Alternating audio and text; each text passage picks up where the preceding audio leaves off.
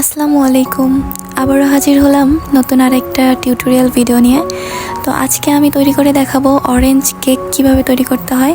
আর কেকটা দেখেই বুঝতে পারতেছেন মাশাআল্লাহ এত বেশি সফট হয়েছিল আর এত বেশি ইয়াম্মি ছিল। যে দেখতে পাচ্ছেন আমি যেভাবে হাতের ভিতরে মুড করতেছি আবার ছেড়ে দেওয়ার পরে ওইটা আগের পজিশনে চলে যাচ্ছে, মানে এত বেশি সফট দেখেই বোঝা যাচ্ছে। তো এখন মূল রেসিপিতে চলে আসি।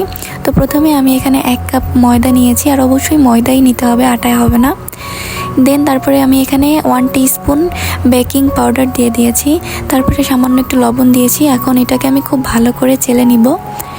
আর এই প্রসেসটা কিন্তু কোনোভাবেই মিস করা যাবে না, আপনাকে কিন্তু অবশ্যই এরকম চেলে নিতে হবে। তো আমি এটাকে চেলে এখন সাইডে রেখে দিব।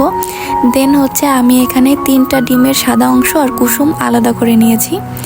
তো এখন এই সাদা অংশটা আমি বিট করব হ্যান্ড বিটার দিয়ে। তো অনেকে বলতে পারেন তুমি কি বিটার ইউজ করো, আমি মিয়াকোর হচ্ছে যে হ্যান্ড বিটারটা ইউজ করি 1400 ওয়াটের। দেন হচ্ছে এইরকম পর্যায়ে একটু ফর্ম হইলে তারপর আমি এখানে 1/2 কাপ চিনি দিয়ে দিব। চিনিটা কিন্তু আমি একেবারেই দিচ্ছি না, চিনিটা আমি 3 ভাগে ভাগ করে দিব। তো এই যে দিলাম, দেন হচ্ছে আবার এই যে দিলাম, তারপরে এখানে আমি সবটা দিয়ে দিলাম। তারপরে আমি চিনিটা খুব ভালো করে হচ্ছে বিট করে নিব, যেন কোনো চিনির দানা না থাকে। তো বিট করতে করতে একটা পর্যায়ে দেখতে পাচ্ছেন এমন একটা ফর্মি টেক্সচার চলে আসছে। দেন এরপরে হচ্ছে আমি কুসুম অ্যাড করব। তো ভিডিওটা ভালো লাগলে অবশ্যই আপনারা আমার চ্যানেলটিকে সাবস্ক্রাইব করে দিবেন আর পাশে থাকা বেল আইকনটি বাজিয়ে দিবেন, যেন আমার নতুন ভিডিওর আপডেট আপনাদের কাছে চলে যায়। তো দেখতে পাচ্ছেন এখানে আমি প্রথমে একটা কুসুম দিয়ে দিলাম, তারপরে আমি আরও 2টা কুসুম দিয়ে দিলাম। তো এটাকে খুব ভালো করে মিক্সড করে নিব আমি। তো এটা হচ্ছে বোলের চারপাশে ছড়াই গেছে, এর জন্য আমি একটা স্প্যাচুলা দিয়ে হচ্ছে সবটা একদম গুটিয়ে নিব, যেন ব্লেন্ডটা ভালো হয়। এই যে দেখতে পাচ্ছেন। তো তারপরে আমি সুন্দর করে বিট করে নেওয়ার পরে এই পর্যায়ে এখন হচ্ছে আমি এসেন্স দিয়ে দিব। আমি এখানে অরেঞ্জ এসেন্স নিয়েছি, আর অরেঞ্জ এসেন্সটা আমি হচ্ছে যে ওইটারই যে ক্যাপ আছে সেই ক্যাপের 1.5 কাপ দিয়ে দিয়েছি। তারপরে এখানে আমি হচ্ছে ফুড কালার দিয়ে দিচ্ছি, এটা হচ্ছে ইয়েলো ফুড কালার। তো আমি এখানে 3 ফোঁটা দিয়েছিলাম। তারপরে এখানে আমি হচ্ছে 1/3 কাপ সয়াবিন তেল দিয়ে দিচ্ছি, এই যে দেখতে পাচ্ছেন।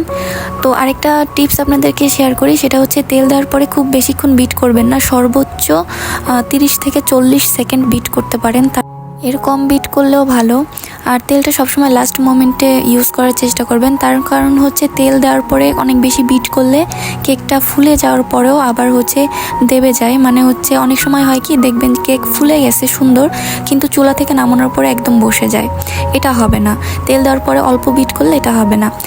তারপর এখানে আমি আগে থেকে চেলে রাখা সেই ময়দার টেক্সচারটা দিয়ে দিচ্ছি। আর দেখতে পাচ্ছেন আমি কিন্তু অল্প পরিমাণে একটু দিয়েছি, আর খুবই আলতো হাতে আমি এখানে মিক্সড করতেছি, আর এটা খুবই সময় নিয়ে করতে হবে। আপনারা ভিডিওতে হয়তো বা একটু বেশি ফাস্ট দেখতে পাচ্ছেন, কিন্তু আসলে অতটা ফাস্ট ছিল না, আমি খুবই আলতো হাতে এটাকে মিক্সড করছি। দেন হচ্ছে যে আমি এখানে একটা মালটার জুস নিয়ে সেটা হচ্ছে যে এর ভিতরে দিয়ে দিলাম। জুসটা আমি আগেই করে রেখেছিলাম। তো অবশ্যই আপনারা এখানে মালটা বা হচ্ছে এমনি যে কমলাটা থাকে সেটা দিতে পারেন, তবে এটা পিওর হচ্ছে একটা জুস দিলে হবে কি একটা অথেন্টিক ফ্লেভার আপনারা পাবেন। সম্পূর্ণটা এসেন্সে কিন্তু এটা কভার করতে পারবে না, এর জন্য অবশ্যই চেষ্টা করবেন মালটা বা কমলার জুসটা দেওয়ার, তাহলে একটা অথেন্টিক ফ্লেভার পাওয়া যাবে। তারপরে এখানে আমি খুব ভালো করে আলতো হাতে ব্লেন্ড করে নিয়েছি, মিক্সড করে নিয়েছি। তারপরে একটা মোল্ডে আমি আগে থেকে তেল ব্রাশ করে নিয়েছিলাম, একটা পেপার বিছিয়ে নিয়েছিলাম। দেন সেই মোল্ডটাতে এখন আমি হচ্ছে আমার ব্যাটারটা ঢেলে নিব। তো ব্যাটারটা একটু তুলনামূলক উপর থেকে ঢালার চেষ্টা করবেন, তাহলে হবে কি ভিতরে বাবল ক্রিয়েট হবে না, আর বাবল ক্রিয়েট হইলে কিন্তু কেকটা খুব একটা ভালো বেক হয় না। তো দেখতে পাচ্ছেন আমি কিন্তু উপর থেকে ঢেলে নিয়েছি। দেন হচ্ছে এখন আমি এটাকে ট্যাপ ট্যাপ করে নিব।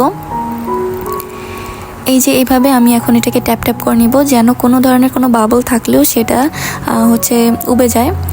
তারপরে এখানে আমি একটা হাঁড়ি নিয়েছি, দেন সেটাকে আমি 3 মিনিটের জন্য হাই হিটে ফ্রি হিট করে নিয়েছি। তারপরে আমি আমার মোলটা বসাই দিছি। তারপরে যে একটা ছিদ্র ছিল ওই ছিদ্রটাও আমি একটা টিস্যু পেপার দিয়ে বন্ধ করে দিয়েছিলাম। আর চুলার আঁচটা একদম মিডিয়াম টু লো হিটে থাকবে।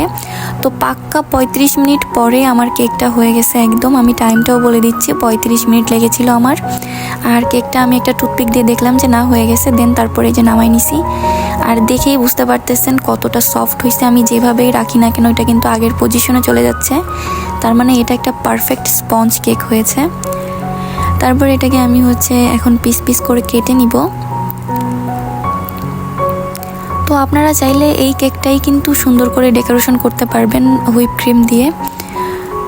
তো দেখতে পাচ্ছেন, আর এটা তো আগেই দেখে ফেলেছিলেন যে কেমন হয়েছে। আর মাশাআল্লাহ কেকটা এত বেশি সফট ছিল, আর ট্রাস্ট মি আপনারা এটা একবার ইউজ করলে এটার ফ্যান হয়ে যাবেন। মানে অনেক বেশি ইয়াম্মি খেতে, একটা অথেন্টিক ফ্লেভার পাবেন অরেঞ্জের। তো এই ছিল আমার আজকের ভিডিওটি ভালো লাগলে অবশ্যই একটা লাইক করে দিবেন, চ্যানেলটিকে সাবস্ক্রাইব করে দিবেন আমার চ্যানেলে নতুন হলে। তো দেখা হবে নতুন কোনো ভিডিওতে, সেই পর্যন্ত ভালো থাকবেন, সুস্থ থাকবেন, তুলি বিচিত্রা পাশেই থাকবেন। আল্লাহ হাফেজ।